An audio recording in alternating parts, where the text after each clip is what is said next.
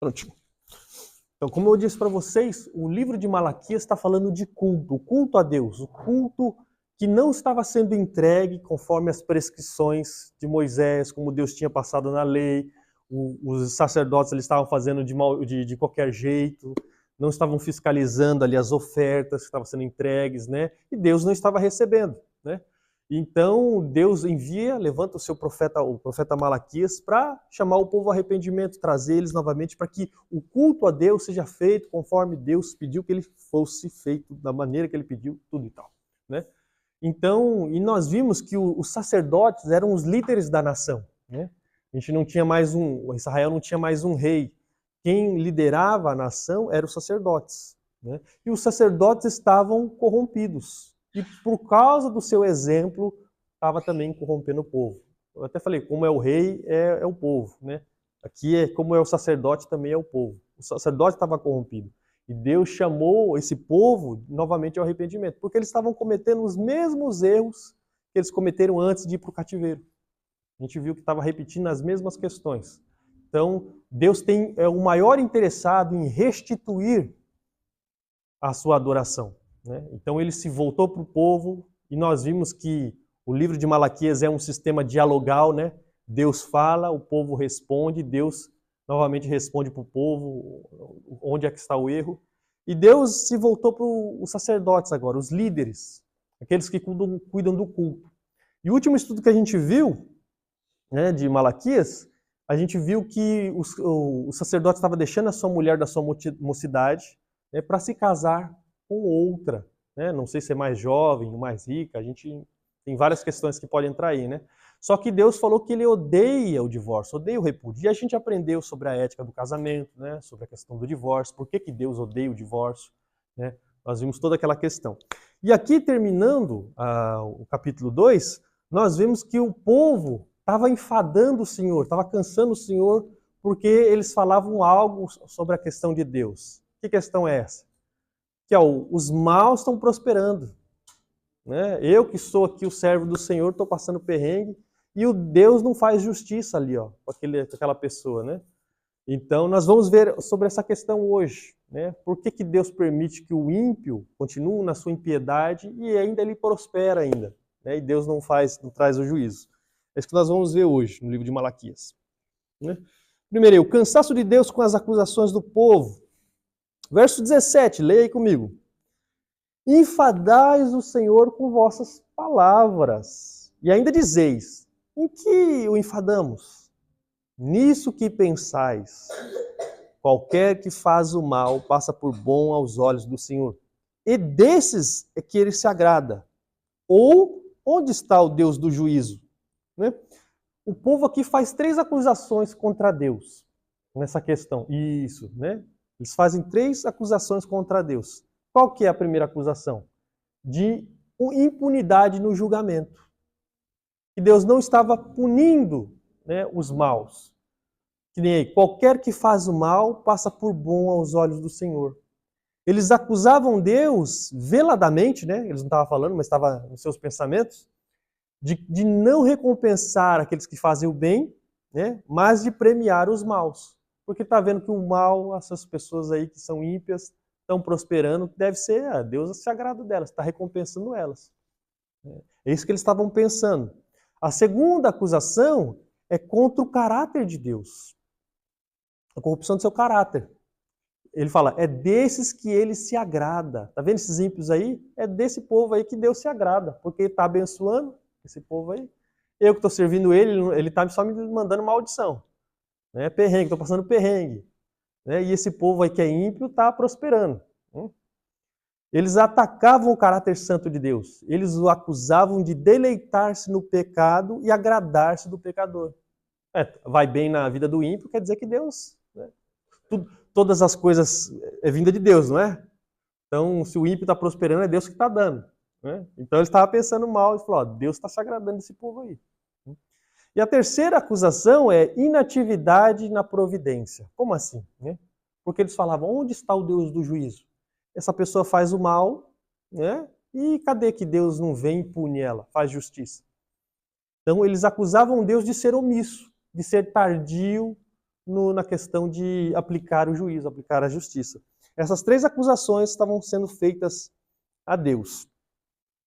E a gente pode falar um pouquinho sobre essa questão, né? Por que o ímpio prospera? Por que Deus permite que ele continue ali, fazendo as suas impiedades, não há juízo, e eles continuam prosperando? Né? Por que será? Eu coloquei aí, Deus entrega o homem ao seu próprio caminho, o seu próprio caminho ímpio, e o faz permanecer se deleitando nele, para no fim cobrar o resultado da sua impiedade. E nós temos vários versículos, né? Eu peguei os principais aí, a questão de Romanos 1, que a gente já estudou já, né? Quando nós estávamos estudando Romanos, que Deus ele entrega o homem ao seu próprio coração mau, ao seu próprio coração, ao seu próprio desejo, e ele só declina mais na ladeira da imoralidade, né? E para ele, o ímpio que está fazendo toda aquela barbaridade, para ele não é errado. Ele está seguindo só os desejos, a vontade. E para ele está normal, né? Ele tem uma mente cauterizada, que tudo aquilo que ele faz, mesmo que seja algo ruim, ele não acha ruim, não acha que está errado. E nós vimos ali que Deus entrega o homem a seu próprio coração e ele só se embrutece cada vez mais, só declina mais e faz toda aquela bateria de pecados que a gente já estudou lá.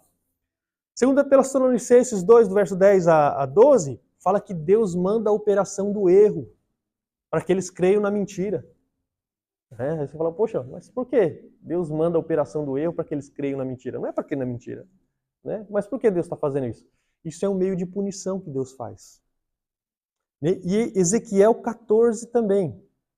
Ezequiel, eu já falei desses versículos para vocês, né? O israelita lá, ele estava ali com seus ídolos, ele ia consultar os seus ídolos, né? E o ídolo respondia. Trazia a bênção, trazia tudo. Quem é que estava fazendo? Quem é que estava dando a bênção? Era o ídolo? Era Baal? Não, não era. Era o próprio Deus. Mas por que Deus fez isso aí? Aí Deus fala no Ezequiel 14. Eles vão consultar e eu vou responder conforme a multidão dos seus ídolos. Para quê? Para que eu pegue Israel nos seus ídolos. Eu pegue vocês que adoram falsos deuses. Vai ser eu que vou estar respondendo, mas é só para você continuar dando crédito àquele ídolo e lá na frente eu te pegar, por causa dessa sua idolatria. Então a gente vê que Deus permite que os homens continuem no seu erro. Por isso que eu já falei para vocês, a pior coisa que Deus pode nos dar é deixar a gente seguir o nosso próprio coração. Quando a gente segue o nosso próprio coração, a gente só declina a gente. A gente só se embrutece, a gente só se prejudica. Então, Deus permite que o ímpio continue fazendo a sua maldade, Deus ainda abençoa e a pessoa não tem necessidade de se arrepender, de se voltar atrás. Ele vai continuar no seu pecado. Eu já falei com várias pessoas aí, o cara está errado, você está fazendo isso e aquilo lá. Mas tranquilo, né? Para mim eu estou vivendo, né? Eu não estou errado. Estou vivendo, estou satisfazendo o que eu quero. E isso a gente sabe que é um juízo. A gente já viu lá a questão do homossexualismo. A pessoa vira homossexual por quê? Porque Deus deixou que ela seguisse o seu coração desenfreadamente. Lá em Romanos 1, 18 fala, né? A partir do 18 fala. Que Deus entregou essas pessoas ao seu próprio coração corrupto. E elas seguem de bom grado o que elas querem e elas só afundam na questão da imoral. Só que Deus lá na frente vai cobrar. Entendeu? Devemos tomar cuidado para não se perder olhando a suposta boa vida que os ímpios estejam desfrutando. Vocês lembram do salmo que a gente leu no começo do culto? Salmo de Asaf? Salmo 73? O que ele falou lá? Eu quase me desviei. Por quê? Ele começou a olhar para os ímpios, e eles fazendo tudo aquilo lá, e eles estavam prosperando, e ele sentiu inveja. Por isso que ele falou, eu quase me desviei, meus pés quase resvalaram, né? E eles fazendo tudo aquilo lá, né? E eu estou aqui, ele até fala, todo dia eu sou fustigado, todo dia eu sou maltratado, e essas pessoas estão prosperando, vivendo as suas vidas, vivendo como elas querem, e elas são felizes. Só que no final, o que ele disse? Mas eu entrei no santuário de Deus. E o que ele falou? Aí eu vi o fim deles. Eu vi o fim de todos eles. O resultado final é esse, gente. Todos aqueles que andam nos seus pecados, né? Por mais que eles possam ter vidas maravilhosas nesse mundo. Só que Deus vai cobrar. Quando Asaf entrou no templo, ele viu, agora eu vi o fim deles. Por isso que ele falou, eu quase me desviei. Porque eu fiquei tão assim, né, fissurado na vida que eles têm, porque eu queria também. Só que no final eu vi o final deles. Aí até a gente viu aí, leu também no Salmo 73, Deus os coloca em locais escorregadios e os faz cair na destruição. Já viu esse texto? A gente leu ele. Deus coloca essas pessoas em locais escorregadios. Ou seja, nessa vida que eles estão levando, inclinada ao pecado, né? E faz eles caírem na destruição. Então, por isso que eu coloquei, devemos tomar cuidado para não se perder olhando a suposta boa vida dos ímpios e querer ter a mesma vida que eles, andar no mesmo caminho que eles. Né? Você já fez isso, né? Tá, todo mundo faz, eu também quero, eu também faço. Aí quando você faz, você se dá mal. Já aconteceu isso com você? Já aconteceu isso comigo, né? Falar, todo mundo faz, eu vou fazer também. Na hora que eu fiz, Deus foi lá e... Então, não é assim que você deve agir, não é assim que você deve caminhar. Entendeu? Ser um servo meu. Então, claro que eu fiz isso quando eu não era crente, tá, gente? Vai pensar nisso, não. Mas é assim, entendeu? Mas é um alerta que a gente tem que olhar para essa questão, né? O povo de Israel estava vendo aqueles ímpios prosperarem. Falar, deve ser porque Deus se agrada deles. Por isso que eles estão indo bem, por isso que está acontecendo tudo isso com eles, né? A suposta prosperidade que Deus dá aos ímpios, que continua nas suas maldades, é o caminho para a sua própria destruição. Ou seja, Deus deixa seguir, a vida está bem, não, quer dizer que Deus está me abençoando na vida que eu levo. E ele continua obstinado naquelas práticas, naquela vida, e eu estou me dando bem na minha vida. Para ele nunca vai estar errado. Por isso que ele não precisa de quê? De arrependimento para essas pessoas. Então pode ser que Deus está dando tudo isso daqui para pregar essa pessoa lá na frente. Como a gente viu naqueles versículos. Né? Deus faz com que essas pessoas permaneçam nos seus maus caminhos para depois as puni-la. Né? Deus não ama a impiedade, e muito menos o pecador. Nós sabemos disso. Nós conhecemos o Deus da Bíblia. Ele não ama o pecado e ele não ama o pecador. Você já viu aquele versículo, né? Deus ama o pecador, né? Deus não ama o pecado, mas ama o pecador? Está errado. Deus não ama o pecador. Deus só ama o pecador, entre aspas, em Cristo. Porque Cristo lavou, Cristo redimiu. Então a gente só tem comunhão com Deus por causa de Cristo. Mas Deus não ama o pecador. Deus só ama aquela pessoa que se arrependeu verdadeiramente. Então a gente tem que ter isso em mente. E terceiro, seu juízo virá. Deus permite os ímpios seguirem impunes, mas não será para sempre. O pecado receberá paga pelos seus atos. Então, o povo estava cobrando a Deus. Por que, Senhor? O povo deve agradar desse povo aí, porque ele está prosperando e eu que estou te servindo, não. Estou me dando mal na vida. Ele está se dando bem. Quer dizer que você acha que o Senhor se agrada deles. Né? E onde é que está o Deus do juízo? O Senhor não disse que é o Deus do juízo? Eles estavam cobrando a Deus essas questões. Né? E Deus responde. Porém, está sendo exigido que Deus venha e faça justiça. E a resposta de Deus aí, a gente entra no capítulo 3. É uma resposta meio estranha, né? Deus responde, eis que envio o meu mensageiro que preparará o caminho diante de mim. De repente virá ao seu templo o Senhor, a quem vós buscais, o anjo da aliança a quem vós desejais. E eis que ele vem, diz o Senhor dos Exércitos. Quem que é esse mensageiro? Vocês conhecem eles, né? Quem que é? Isso, João Batista. Né? É aquele que foi enviado antes. Isso. Né? Eis que envio o meu mensageiro que preparará o caminho diante de mim. Quando um rei ia para uma nação, ele enviava primeiro um mensageiro, né, para preparar ali a sua chegada, tirar todos os obstáculos, para que quando o rei chegasse não houvesse problemas. Ainda mais se era em questão de guerra. Você já assistiu os 300? Já assistiu os 300? Né? Chega lá um mensageiro para Leônidas lá e falou, carregando ainda cheio de acho que é crânio, né? É crânio dos reis, né? Uns crânios coroados assim, ó.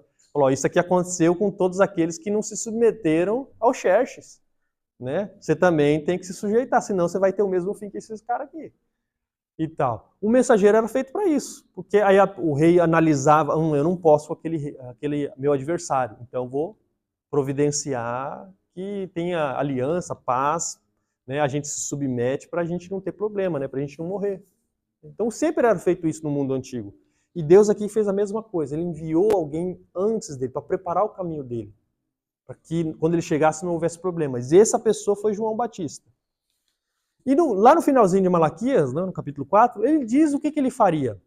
Eis que eu vos enviarei o profeta Elias, antes que venha o grande e terrível dia do Senhor. Ele converterá o coração dos pais aos seus filhos e o coração dos filhos a seus pais, para que eu não venha e fira a terra com maldição. E a gente viu que João Batista preparou o caminho do Senhor, chamando o povo ao quê? Ao arrependimento. Né? Arrependei-vos que é chegado dentre vós o reino de Deus. Né? E por aí, pregando o batismo de arrependimento, para preparar aquele povo para receber o Mestre, receber o Senhor. E tal. Foi isso que Deus fez. Preparando. Deus sempre preparou a gente, para se encontrar com Ele. Tem até aquele versículo, né? Prepara-te, ó Israel, para encontrar com teu Deus. Nós devemos estar preparados para se encontrar com Ele. Porque se a gente se encontrar despreparado, o que vai haver para nós? A gente não vai ver um Deus bonzinho. A gente vai ver um Deus encolerizado. Porque ainda sobre nós pairará os nossos pecados. E Deus não se agrada do pecado. Por isso que nós devemos se preparar antes de chegar ao Senhor. E aqui, o povo de Israel estava clamando por justiça. Onde é que está o Deus do juízo? Por que o Senhor não faz justiça? Vocês querem? Então, eu vou enviar meu mensageiro e depois eu mesmo, pessoalmente, estarei com vocês. Né? De repente virá o seu templo, o Senhor, a quem vós buscais, o anjo da aliança a quem vós desejais. E eis que ele vem, diz o Senhor dos Exércitos. Esse de repente aí, gente, não significa de imediato, mas sim de modo súbito e sem aviso. Né? E isso é uma expressão como se fosse uma calamidade, sabe? Deu um terremoto do nada, quando se pegou de súbito, né? Pegou assim, sem você desprevenido, vai ser assim. O Senhor vai estar, o Senhor vai vir, vai ser de repente. Né? O Senhor virá não para o templo lá de Zorobabel, nem parcialmente para o templo de Herodes, como aconteceu. Né? Só que a vinda inesperada de Cristo, que eu coloquei, cumprida parcialmente no seu primeiro advento, se concretizará de modo pleno no segundo advento. Nem ele já veio uma vez, não veio? Mas isso aqui vai se cumprir plenamente aonde? Quando ele vir pela segunda vez. Que aí o Deus virá e irá de julgar. Irá ver como é que está a situação. Irá fazer justiça. Que é o que eles tanto almejavam aqui. Né? O próprio Cristo veio o quê? Para purificar e julgar. Jesus fez duas coisas. Ele veio a primeira vez, não veio? E ele já preparou o nosso coração, preparou? Ele fez toda a sua obra, ele nos redimiu, ele nos purificou. Mas ele há de vir uma segunda vez, e essa segunda vez não vai ser mais para purificar, mas vai vir em juízo. Entendeu? A vinda de Cristo traz tanto redenção quanto condenação. Duas coisas, né? Que nem 1 Pedro diz aí, ó. Pois chegou a hora de começar o julgamento pela casa de Deus. E se começa primeiro conosco, qual será o fim daqueles que rejeitam o evangelho de Deus? Lembra disso, gente? Ó, o povo de Israel estava pedindo justiça. Cadê o Deus do juízo? Por que Deus não vem e faz justiça? Eles estavam pedindo. Né? E aqui é essa coisa, o juízo sempre começa pela casa, não começa lá fora. Deus vai vir e vai julgar primeiro os da casa. E como é que estava o povo de Israel naquela época? Se Deus começasse o juízo pela casa, como é que estava a situação lá? A gente viu a situação. Estava todo mundo desviado, não estava dando cultos conforme Deus prescreveu, né? As ofertas estavam impuras, os casamentos, né? Tinha divórcio, recasamento. Se Deus começasse a chegar lá e falar, vamos então, vocês querem o Deus do juízo? Eu vou ir. Mas o juízo começará aonde? Dentro da casa. E será que o nosso coração está preparado para isso? Como é que está o nosso coração? Como é que estava o coração do povo de Israel naquela época? Olha o verso 2 e o verso 3. Mas quem suportará o dia da sua vinda? E quem poderá subsistir quando ele aparecer? Porque ele é como o fogo do ourives e como a potassa dos lavandeiros. Assentar-se-á como o derretedor e purificador de prata. Purificará os filhos de Levi e os refinará como ouro e como prata. e eles trarão ao Senhor justas ofertas. Que nem aí a vinda do Senhor, refere-se tanto à primeira vinda, né, de Cristo, onde ele purifica espiritualmente, foi o que ele fez, né, quanto se refere também quanto à segunda vinda, onde ele trará o quê? Juízo. E é um juízo definitivo, eu coloquei. E a pergunta aqui, ó, quem suportará? Sugere que sua vinda trará um impacto tão grande que ninguém poderá ficar indiferente. Quando Jesus veio, as pessoas ficaram indiferentes a ele? Ficaram. Mas muitas não. Muitas foram tocadas, muitas creram. E onde o Senhor já chega, gente, eu coloquei, as pessoas mudam. Não tem como você ficar indiferente se você se encontrou com Deus verdadeiramente. Se você foi tocado, se você recebeu a fé salvífica. Você não consegue viver indiferente a vida para o Senhor mais. Né? Você não vai querer estar sujo para se encontrar com Ele. Vai querer estar cada vez mais se purificar. Ele fala aí, ó, ele é como fogo do ourives. O propósito do ourives era qual? Era purificar o quê? O ouro, né? Tirar ali as impurezas, né? Destruir as escórias e purificar o ouro.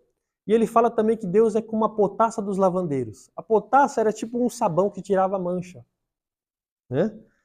E é bem interessante que o ourives, ele tira a impureza de dentro.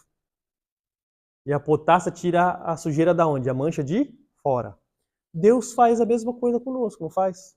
Deus nos limpa por dentro e por fora. Quando Jesus chegou para nós, ele falou que ele seria como o fogo do ourives. E falou que ia ser como a potassa dos lavandeiros. É a mesma coisa. Quando ele já chegou a nós, ele nos purificou dos nossos pecados. Tanto dentro como fora. Por isso que eu falei, não tem como você ficar indiferente se Deus chegou na sua vida. Se Deus veio até você. Se você recebeu a fé salvífica. Você é transformado. Porque essa é uma das funções do Mestre quando ele veio. De chegar a seu povo. Você chegar diante do seu povo e lavá-lo, purificá-lo para si. Porque não tem como a gente ir a Deus e permanecer do mesmo jeito que a gente era quando a gente era ímpio. Tem como? Você já viu algum crente que está na igreja, só que a vida dele é uma vida ímpia, suja? Como é que é? Como é que ele vai conseguir entregar a oferta a Deus? Né? E a oferta que eu falo não é dinheiro. A oferta é a própria vida. É a própria adoração. E a Bíblia fala, se você tem... Você sabe que o seu irmão tem algo contra você, o que é que você tem que fazer primeiro? Você ir lá, se conserta com ele, e depois você entrega a oferta, você entrega a adoração. É assim que Deus quer. Se a gente tiver uma vida ímpia e querer adorar a Deus, será que Deus vai aceitar? Vai. Que nem a gente viu lá no começo de Malaquias, essa oferta coxa, sarnenta, doente, enferma. Não é assim que eu requeri de vocês. Eu quero algo sadio, da forma que eu determinei. Quando a gente traz uma oferta coxa para Deus, eu falei para vocês, trazendo para nós pode ser várias coisas, nossa vida de adoração, não é? Eu falei, a gente faz tudo no dia, trabalha, né, assiste, brinca, joga, aí no final do dia a gente reserva 5 minutos para Deus. Será que Deus está aceitando? Poxa, eu até estava escrevendo hoje sobre a questão de prioridade, né? Prioridade.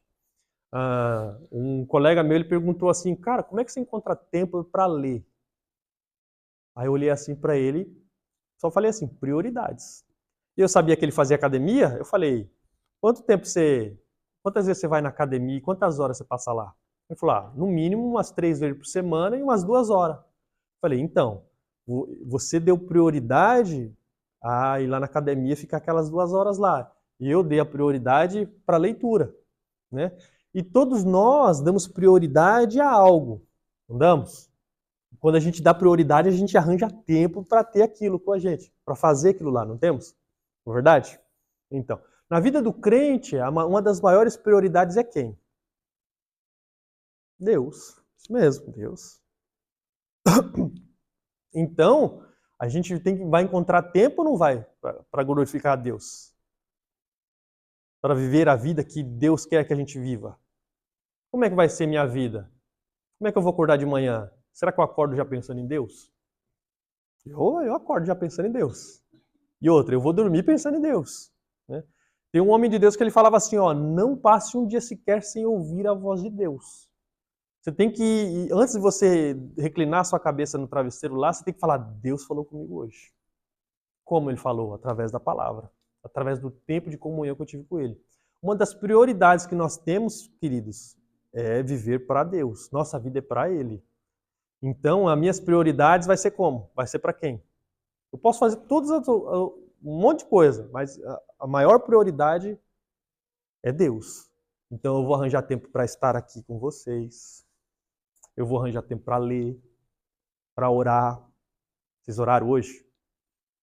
Então, prioridade, gente, prioridade. Se você pertence, se o seu coração pertence a Ele, é para lá que a bússola do seu coração aponta. E é para lá que você quer ir. Eu estava escrevendo sobre isso hoje, eu falei, é isso aqui, ó. Porque aquele para quem Deus se achegou e foi transformado pela graça, ele não é mais indiferente. Ele não vai dar desculpa, não vou no culto hoje não. Às vezes é por motivo de força maior, a gente sabe, né? Já acontece, você está vendo os irmãos aqui, não veio todos, né? Às vezes é por motivo de força maior. Mas você quer estar lá, você se empenha para estar lá. Você arranja tempo para estar lá. Você vai arranjar tempo para ter comunhão com os irmãos, para adorar, para ler, para tudo. É a prioridade. Por quê? Eu não consigo permanecer indiferente mais, porque a graça me acometeu. Deus veio, Deus me purificou por dentro e por fora. E fez com que o meu coração batesse para Ele, rumo a Ele, querer estar com Ele. Foi isso que Deus fez quando Ele chegou. Só que muitos permaneceram o quê? Indiferentes. Não quiseram saber. E o juízo de Deus virá. Ele virá para purificar e outra, ele virá também com a questão do juízo. Assentar-se-á como derretedor e purificador de prata. Purificará os filhos de Levi e os refinará como ouro e como prata. Então trarão ao Senhor ofertas em justiça. Deus, como ourives, purifica seu povo, começando pelos sacerdotes, os filhos de Levi, pois eles eram responsáveis pelo culto e haviam se corrompido.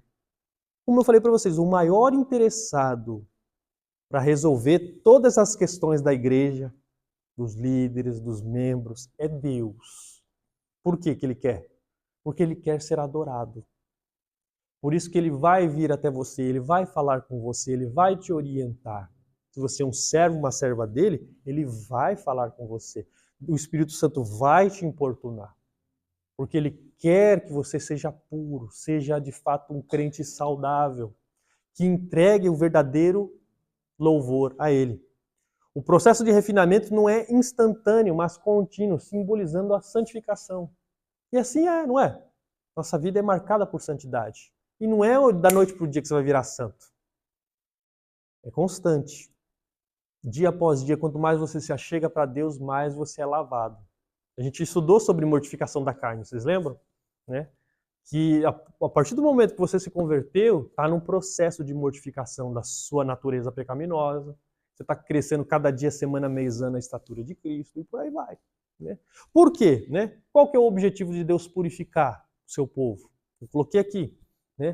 Para quê? Para que as ofertas sejam entregues o quê? Ofertas justas. Para que a adoração seja restabelecida, gente.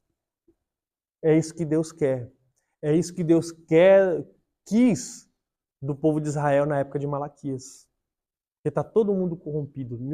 O meu culto está aos farrapos. Por quê? Porque eles estão adorando de maneira inadequada, não estando dando a devida atenção, se permanecem indiferentes quanto a essas questões. O verso 4, ó. Então a oferta de Judá e de Jerusalém será agradável ao Senhor, como nos dias antigos e como nos primeiros anos. É isso que Deus queria.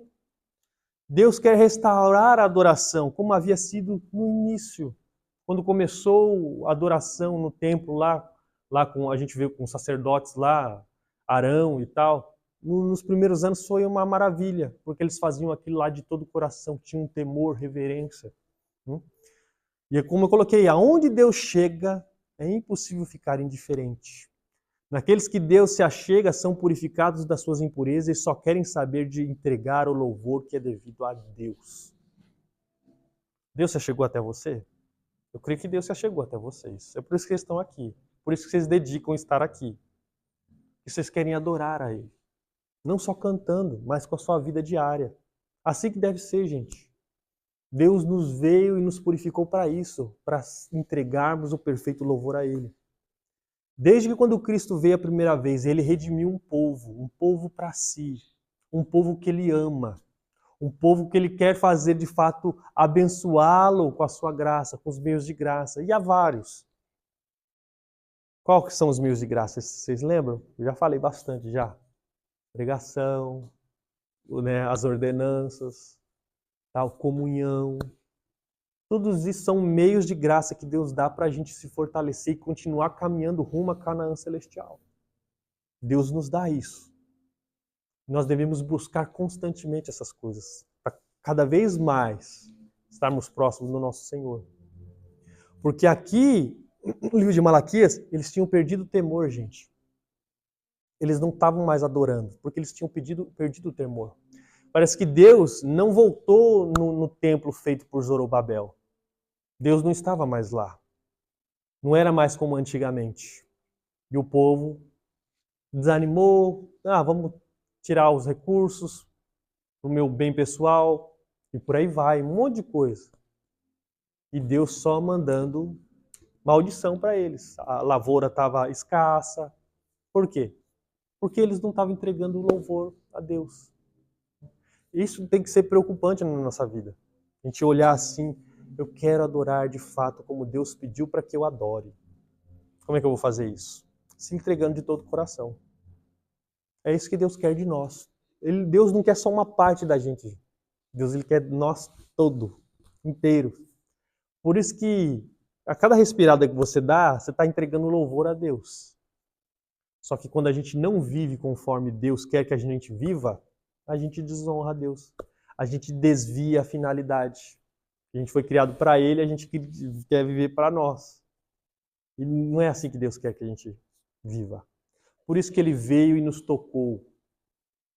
Eu gosto de falar nessa questão. Quando Ele nos tocou, quando Ele nos revestiu de graça, de fé, nos deu o Espírito Santo, por isso que eu falei, é impossível você ficar indiferente. Não. Meu coração bate agora por alguém. E não é por mim mesmo. Ele bate para outro, para aquele que me criou. Por isso que toda a vida tem que ser dada para Ele. Né? E quando a vida não é dada para Ele, a gente fica nessa mesma situação aqui que os sacerdotes estavam. Verso 5, último. Chegar-me-ei a vós outros para juízo. Serei testemunha veloz contra os feiticeiros e contra os adúlteros e contra os que juram falsamente e contra os que defraudam o salário do jornaleiro e oprimem a viúva e o órfão e torcem o direito do estrangeiro. E não me temem, diz o Senhor dos Exércitos. Estão dizendo que Deus é tardio? Né? Que Deus olha para o ímpio e não vai fazer justiça? Não. Aqui, eu chegar-me-ei a vós outros para juízo. Lembre-se, Deus começa pela casa. Deus não vai começar um juízo lá fora, não. Por isso que nós devemos cuidar do nosso coração aqui primeiro. Eu gosto muito de um versículo de que Paulo deu aos irmãos lá de Éfeso, lá em Atos. Ele fala assim, cuidai de vós, falando para os presbíteros, né, para os pastores, né? Cuidai de vós primeiro, depois do rebanho, que Deus comprou o quê? Com o seu próprio sangue. A primeira questão é nós. Nós devemos se cuidar, não é verdade? Para depois cuidar dos outros, não é verdade? Por isso que eu gosto muito daquele livrinho lá, O Custo do Discipulado. Você já leu, Jairo? Do Jonas Madureira. É um livreto bem pequenininho. Se eu tiver áudio, eu passo para vocês. Porque aquela coisa, o custo do discipulado é que você vai se tornar um discípulo de Cristo. Certo? Vai se tornar um discípulo de Cristo. Você vai seguir o mestre, as pisaduras do mestre. E tem custo isso. Você vai ter que renunciar a si mesmo. Essa é a ordem do mestre, não é? Então, há um custo nessa questão do discipulado, se tornar um discípulo. E o outro, você vai ajudar outras pessoas a seguirem o mestre. Essas duas questões. Se tornar um seguidor de Cristo e ajudar outras pessoas a seguirem Jesus também. É isso que vai acontecer com todo aquele que foi acometido pela graça de Deus. Ele se torna um discípulo de Cristo e ele quer viver ajudando outras pessoas nessa questão também, a crescer mais na graça, no conhecimento e tal, né? Uma coisa bem interessante, né? Eu estava pensando nessa questão também, né? Acho que vocês já ouviram essa questão, né? Acho que eu falei no começo de Malaquias, né? Deus, ele vem acusando o seu povo dos seus erros. Deus mandou eles para o cativeiro, trouxe de volta, e Deus levantou os profetas para orientar, para exortar novamente. Deus faz isso, gente, porque Deus é interessado na gente. Sabia disso? Quando você corrige um filho, você está fazendo aquilo ali por quê? Porque você não gosta dele? Não, não é? É porque você o ama, você o corrige, não é verdade? Mesma coisa que Deus. Deus levantou o seu profeta para corrigi-los. Mas isso é feito em amor, para que eles se voltem em tempo oportuno para Deus. Né? Deus fala, chegar-me-ei a vós outros para juízo. Eu vou julgar essa questão. E serei testemunha veloz contra... Aí ele fala, os feiticeiros, os adúlteros, contra os que juram falsamente, os que defraudam. Porque tudo isso daqui estava no meio do povo de Israel também. E Deus sempre alerta, falou, ó, tudo isso aqui eu condeno. Então você deve se retratar dessas questões. E a mesma coisa para a igreja hoje, gente. Deus também nos julgará. Né? Nós somos salvos, né? Mas nós devemos andar como Deus quer que a gente ande. Não na vaidade do nosso coração, não cometendo as atrocidades pensando que Deus não liga. Deus liga sim. Deus é justo juiz. Lembre disso, Deus é justo juiz. Por isso que ele vem, ele envia primeiro o seu profeta para cuidar da gente primeiro, para que a gente o quê? Vá ao arrependimento, vá, né, seja purificado para se encontrar com o Senhor. E a mesma coisa, esse versículo é para vocês hoje, né? Prepara-te, ó Israel, para se encontrar com o seu Deus. É o que nós devemos fazer sempre, gente. Uma coisa boa que você tem que fazer é questionar a sua salvação. Você já questionou sua salvação? Será que eu sou salvo mesmo? Né? Será que eu ando conforme Deus quer que eu ande? Será que eu sou crente de verdade? Você já se fez essa pergunta já? Eu já me fiz essa pergunta várias vezes. Senhor, eu sou tão mal, eu faço isso, eu faço aquilo às vezes. Né? Só que a maior prova que você é um filho e uma filha de Deus, sabe qual é? É que você pensa nessas coisas e você se arrepende. Quando a palavra vem, você... verdade. Você não permanece obstinado nos seus pecados. Você não permanece duro, né, com a mente cauterizada. Você quer se consertar em tempo oportuno. Sabe por quê? Porque o Espírito Santo está dentro da gente, nos orientando, né, nos dando convicção do pecado, da justiça e do juízo. Não é? Então que a gente possa olhar também para essa questão que Deus está fazendo aqui. Deus quer restaurar o seu culto. Deus quer trazer o povo ao arrependimento para que as ofertas entregues ao Senhor sejam de fato puras. Amém, gente?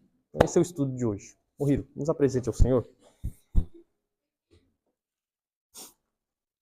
Obrigado, Senhor, por mais uma noite.